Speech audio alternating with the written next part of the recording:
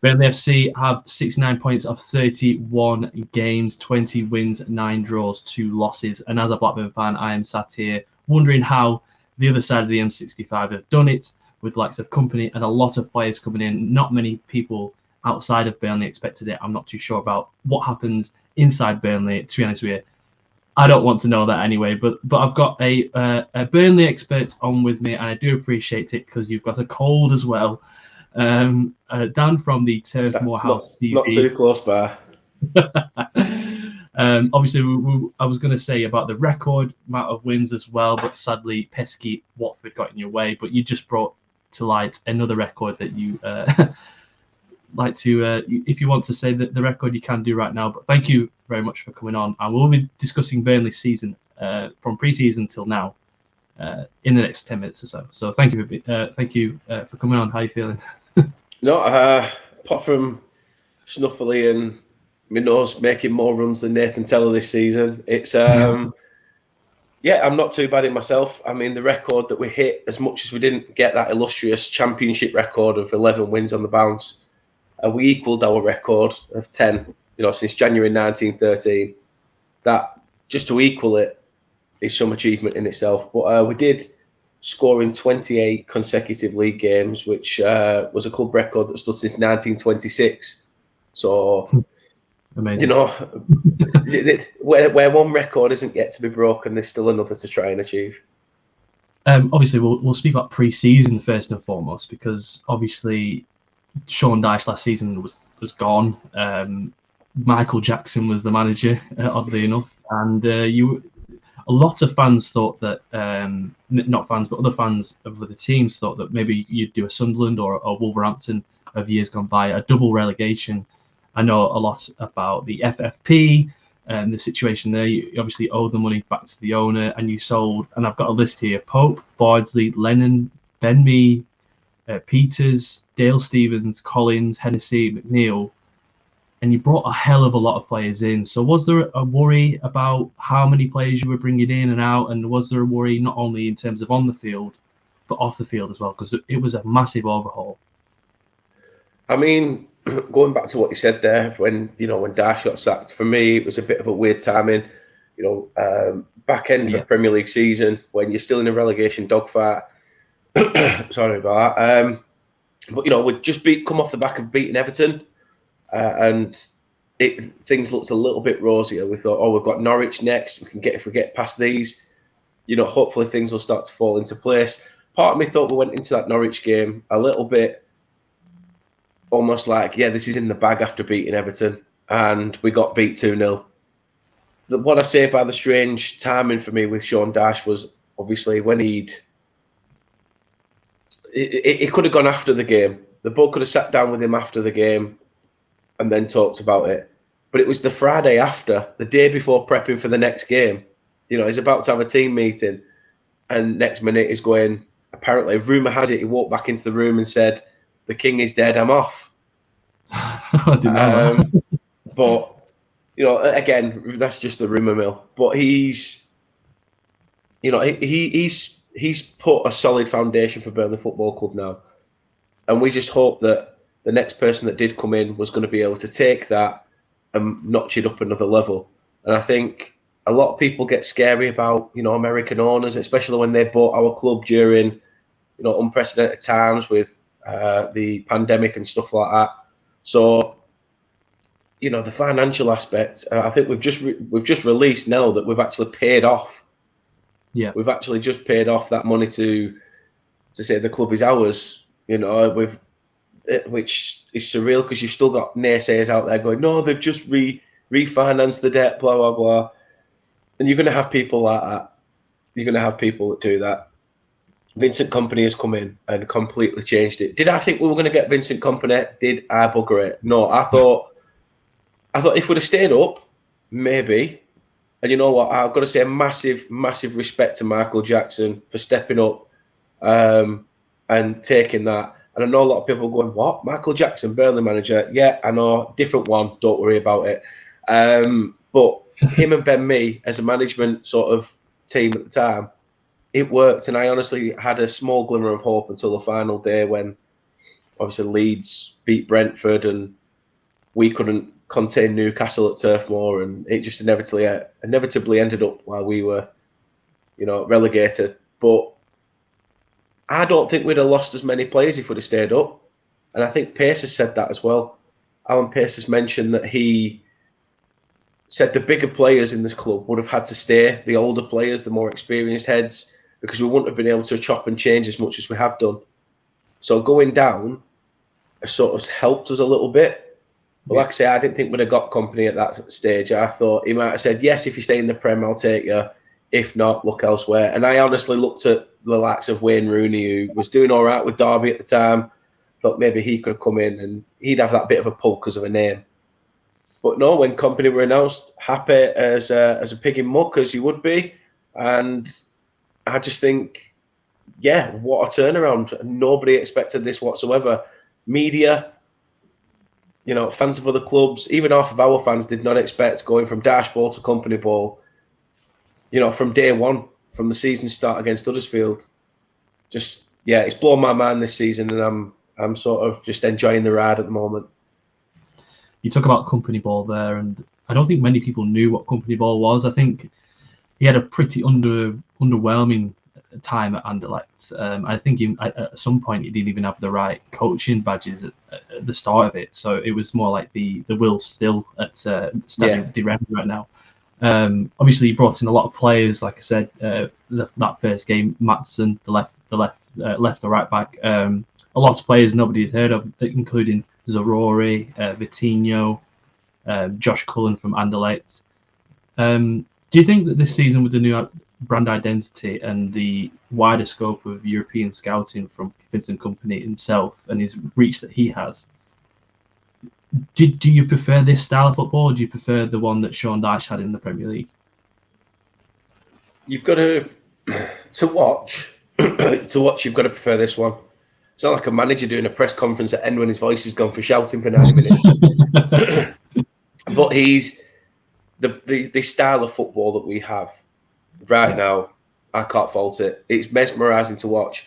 I went on the Preston game, at the weekend, just gone, and after 67 minutes, we were already 3-0 up. We're passing it around. We're just toying with them.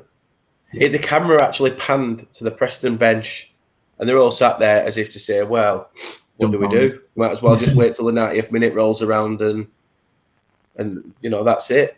It is what it is. But don't get me wrong, Dash's way was hard to watch because it was gritty. You had to sit back, soak up that pressure, try and get that killer goal. Inevitably, it got us into Europe, however. But on the flip side of that, I think what Kompany's doing now is a lot different. Like you say, hidden gems. Burnley in the foreign market, nobody expected that. The only times we've delved into the foreign market have been a shambles. I'm talking Diego Penne, Remco van der Schaaf, two players that started a season against Sheffield Wednesday. We got thumped 4-1, I think it was, and they never played for the club again. So I've never heard them. That's what I mean. I mean, the only foreign player that probably came in and did pretty decent for us in recent times, especially under Dash, was Stephen Defoe. Yeah. And then from there, everybody else was from the British Isles, Brexit FC, as people were calling us. So to delve into that now and have that contingent of foreign players all mixing together, it's brilliant. And like commentators are saying now, the likes of Anas Sarore, if you were to try and got him at January, you'd have been wanting 30, 40 million from the club that he was at because of the way he's been playing.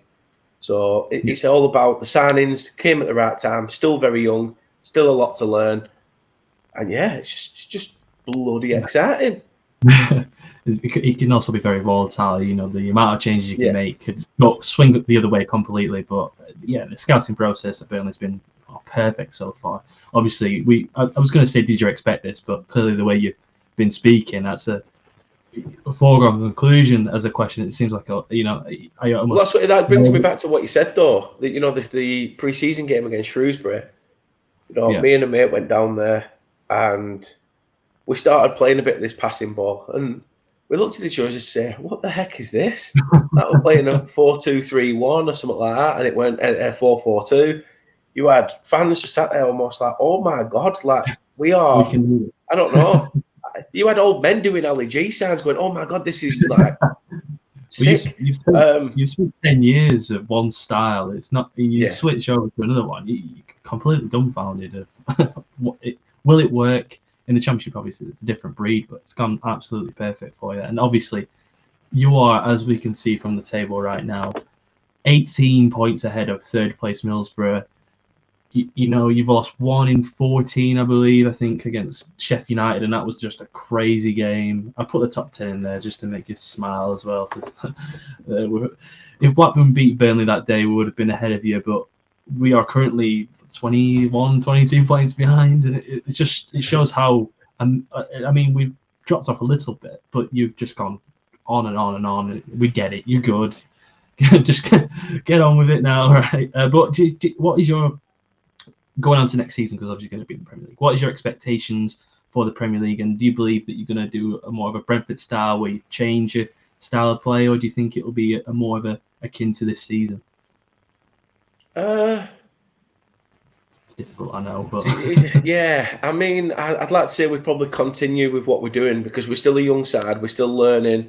He's only dipped his toes in the water as Vincent Kompany in terms of putting a stamp on this team yet. You know, it's not a full finished article, and I don't think. I know that's a bit cliche, but no manager is going to create a finished article. If it's a finished article, then you know what's the point? Yeah, you've pretty much you've completed it, mate. Football completed it, mate. So I just think we have to keep a hold of these young talents. You know, that's the avenue we're trying to go down now as well. You know, nurture youth. Sorry, and build. You know, so we can sell them on for profit. I'm not saying we're treating these footballers like pieces of meat, but at the end of the day, football is a business, and inevitably these players will probably outgrow the club. But the way that Kompany's got us playing at the moment, the club is growing with the players. And in the Premier League, I'm looking forward to seeing what we can do. Because a lot of people that I've spoken to that are fans of Premier League teams have said you would be a comfortable mid-table Premier League side, like a Palace or a Brighton, etc., before they decided to start playing even better than they were. But I mean, I'll take that. I'm not saying that's going to happen, but I do believe that we could probably hold our own when we come up. Yeah, I think if don't quote me on it. Well, you got to be confident about your own team, especially now. 69 points of 31 games. It's incredible, really. Only lost 2 this season as well.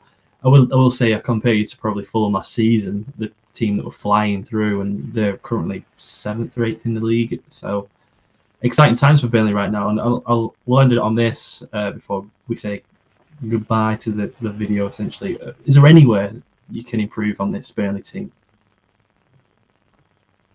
Ooh, that is a good question. I'd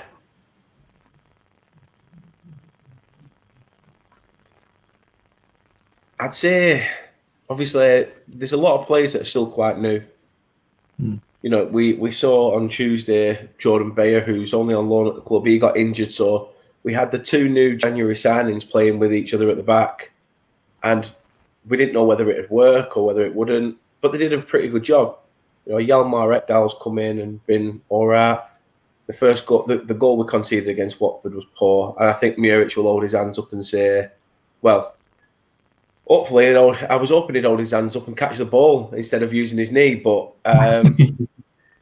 there you go. No, I do think that we need to be a bit more talkative at the back. If I had to pick anything at the moment, it's hard to pick out a negative when everything around the club at the moment is so positive. So, yeah, I'd be more than happy to just see a bit more communication in the team, and maybe a bit of a stronger will in midfield.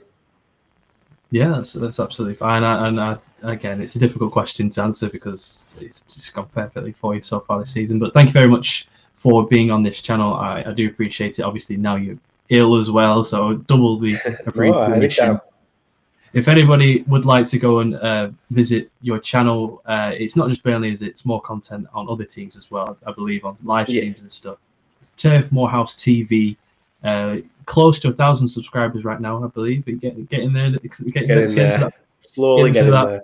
That mark where you can get something back in return from it. But yeah, thank you very much. Is there anything else that you'd like to plug quickly while we're here? No, just honestly keep doing what you're doing on here. You're doing fantastic work, Dom. I really appreciate it. Having letting me come on. And yeah, I mean, hopefully you'll get in the playoffs and we'll be able to play each other in the Prem.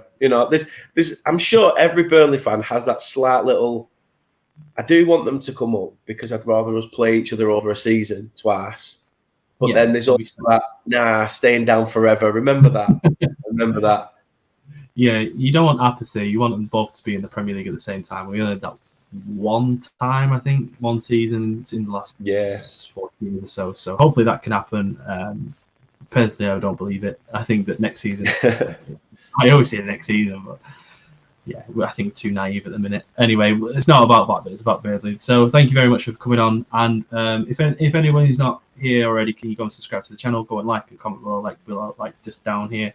And I will see you very, very soon, probably this time in a couple of days' time. So thank you very much for coming on, and I will see you all very soon. Cheers, guys. Peace.